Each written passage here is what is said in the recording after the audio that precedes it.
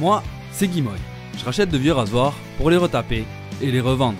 Mon but, c'est pas de faire de l'argent, mais plutôt de contribuer à préserver une partie de leur histoire.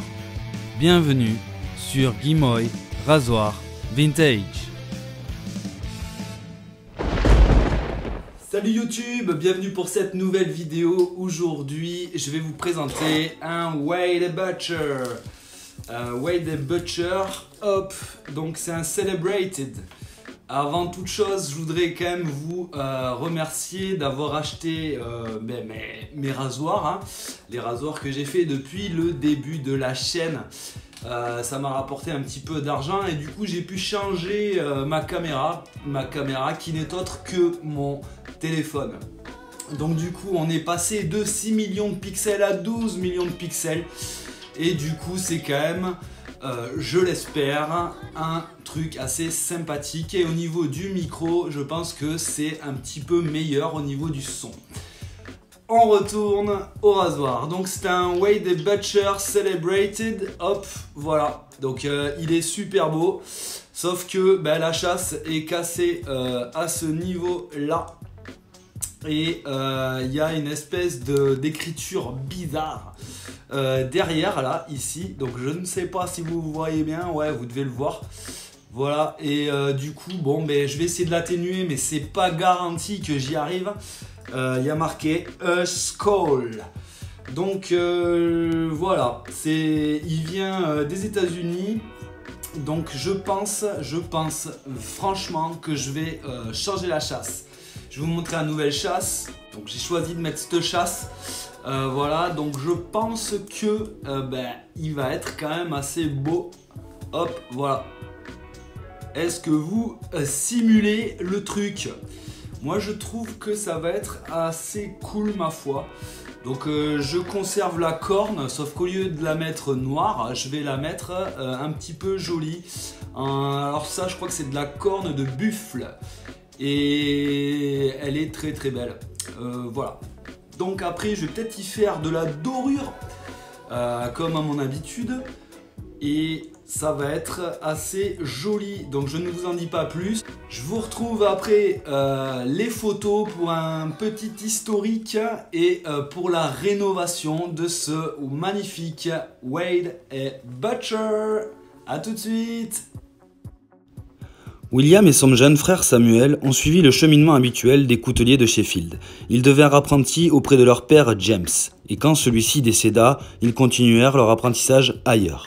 William et Samuel s'associèrent en 1819, achetèrent des locaux à Hale Lane, dans le côté sud du centre-ville.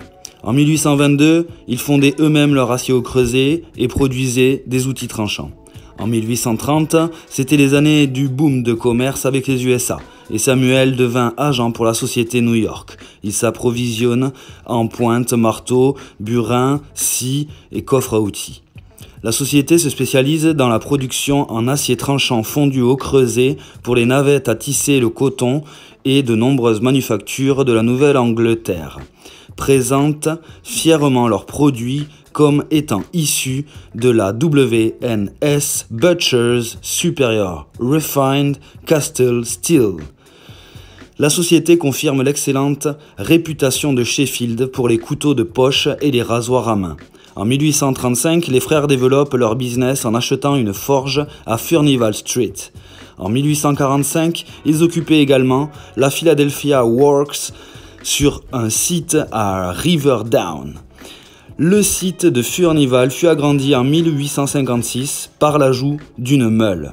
Pendant les décennies 1850 et 1860, ils développèrent leur activité et leur fortune en Amérique avec la vente du célèbre couteau Bowie. Ils devinrent les premiers exportateurs vers le marché américain. Pour suivre la demande d'articles produits à la main, William Butcher s'installa une machine à découper. La qualité du travail de ces machines n'égalise pas le travail manuel, et après une violente opposition des ouvriers contre la mécanisation de leur activité, Butcher abandonna cette expérience. William Butcher se rendit à Philadelphia pour installer sa propre forge.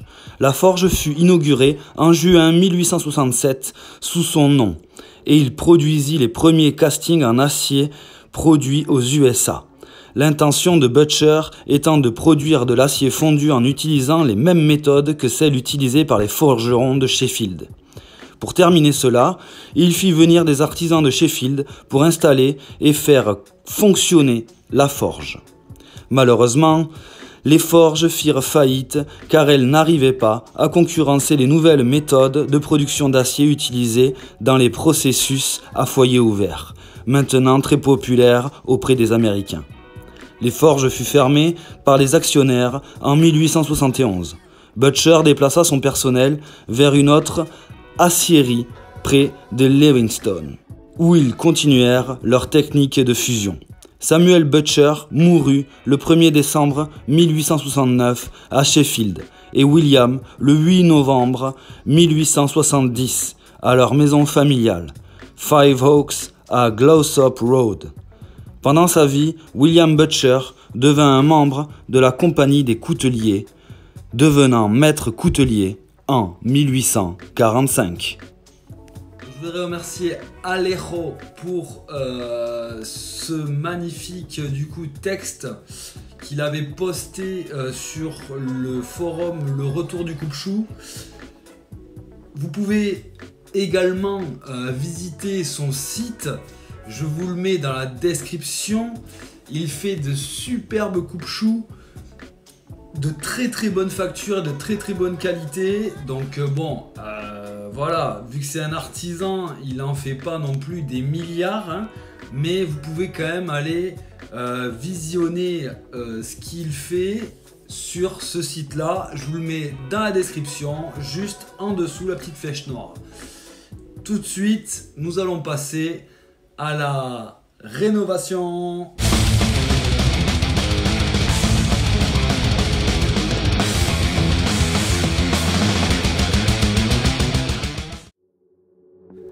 Donc enfilage de gants, rapido, on passe. Donc là je passe du papier abrasif grain 1000 pour nettoyer un tout petit peu toutes les marques de rouille qu'il y avait sur la lame.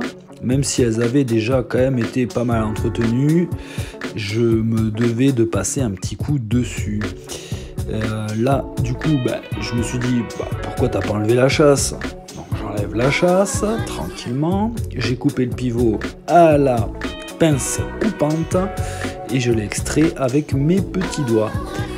Ensuite là je vais passer de la pâte Puma, hop, et on fait un bon frotti-frotta pour que ça reluise impeccablement bien.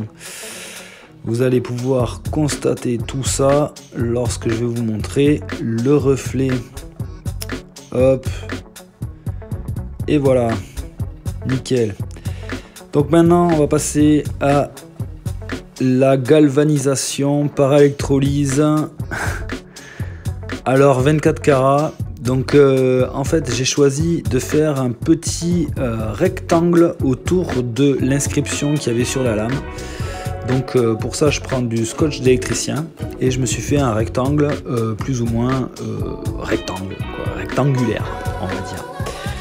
Donc là en fait j'ai mis mon pôle moins en contact avec la lame avec la pince crocodile et là en fait j'ai trempé mon petit stylet dans la solution avec les paillettes d'or 24 carats et j'envoie tout ça sur la lame, ce qui va venir plaquer gentiment. Alors voilà, donc je démonte tout mon truc, c'est beau, et là je vais enlever le scotch pour voir le rendu final, le rendu de la lame. Je mets un peu de temps à enlever le scotch parce que ça colle bien, je galère. Hop, le dernier et c'est bon. Petite inspection, voilà, vous allez pouvoir regarder ça, c'est magnifique.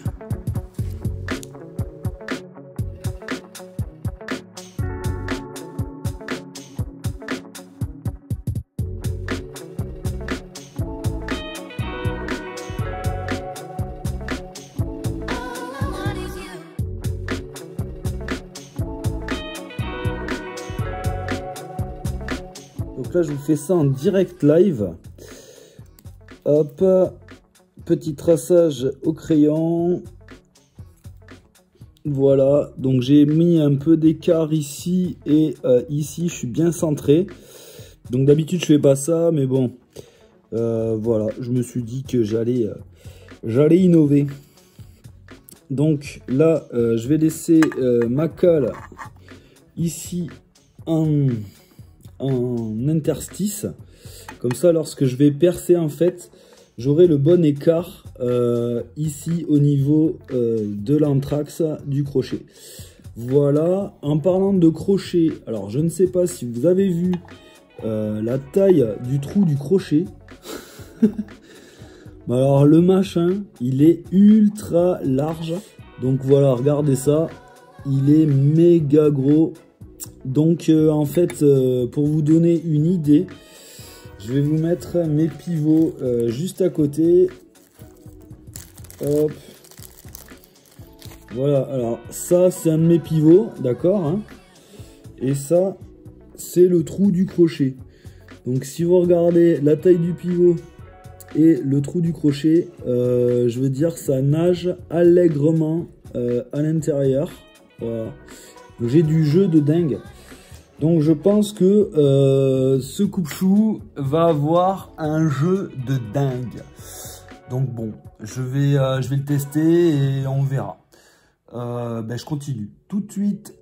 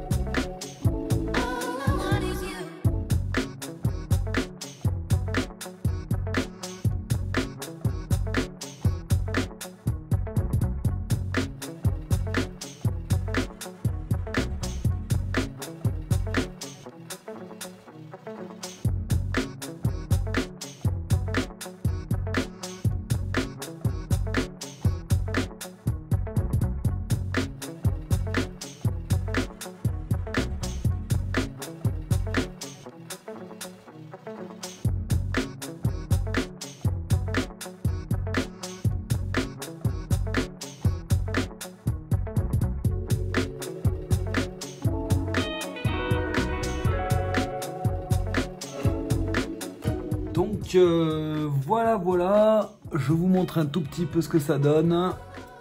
C'est beau, c'est beau.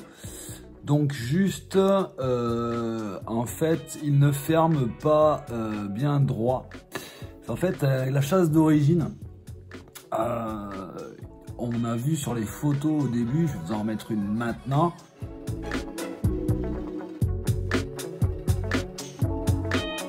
En fait, du coup, on était un petit poil désaxé en rapport à la lame et à la chasse, et donc à la fermeture, c'était pas top. Et donc là, en fait, je me rends compte que même en ayant changé la chasse, voilà, vous voyez, eh ben, je suis désaxé aussi. Donc en gros, je me dis que c'est pas la chasse, c'est la lame qui est légèrement tordue, on va dire à partir de la soie quoi, ou du crochet, je sais pas trop où. Et en fait, elle se barre légèrement de ce côté, et du coup, ben, ça me fait un montage désaxé.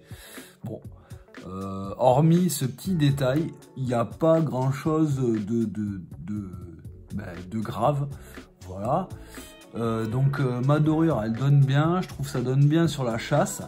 Et tout à l'heure au polissage, en fait, j'ai pas réussi à enlever Skull, ce qui avait marqué ici. Donc écoutez, je me suis dit, je vais le laisser comme ça. Je le trouve assez beau. Là, on va passer à une petite rectification du fil, en fait. Du coup, je me suis préparé un Shapton. Du coup, j'ai pris mon Shapton à 8000. Donc j'y passais un coup de Shapton à 8000 et après j'y passerai un coup de Shapton à 12000. Voilà. Donc bah écoutez, on va Shaptonner.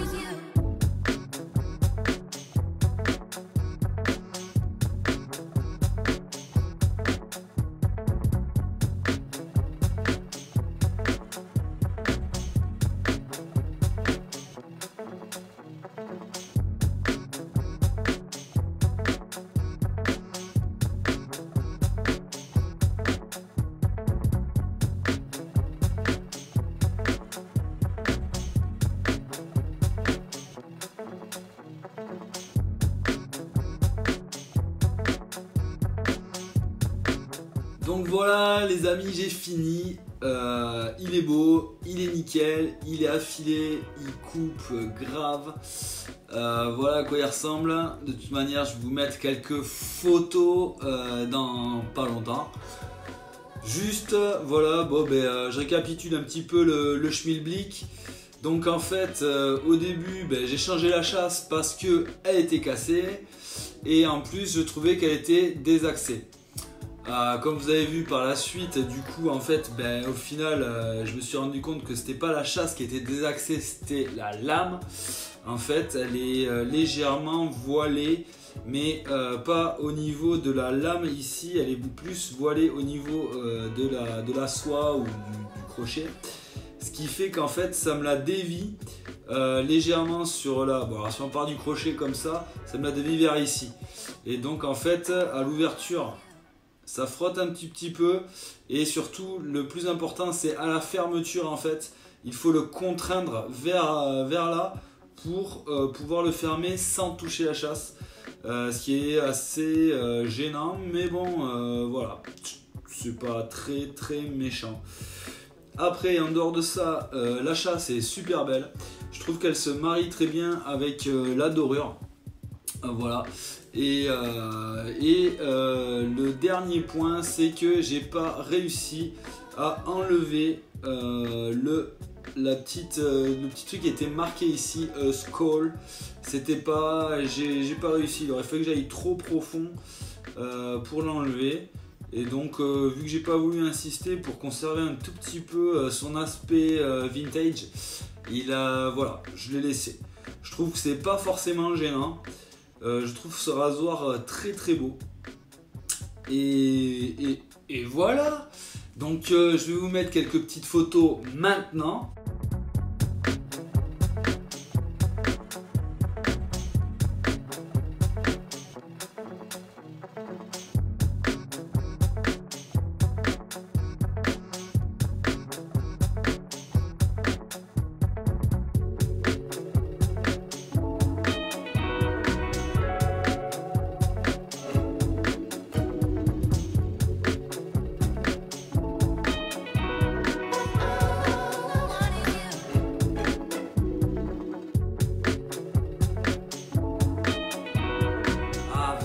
comment il est beau, il est superbe, franchement, ouais, là, pour le coup, c'est un très beau Wade Butcher. Bah écoutez, voilà, j'espère que cette vidéo vous aura plu, j'espère que le rasoir vous plaît, qu'esthétiquement vous le trouvez quand même assez beau. Je vous invite à vous abonner à la chaîne, à faire sonner la petite cloche de notification et de mettre des pouces en l'air. Sur ce, écoutez, je vais vous laisser, hein. Vous pouvez reprendre une activité normale. N'oubliez pas de rester bien affûté, toujours, hein. Et je vous retrouve pour une prochaine vidéo. Bien entendu, je ne sais pas ce que je vais faire, mais ça sera la surprise. Allez, ciao!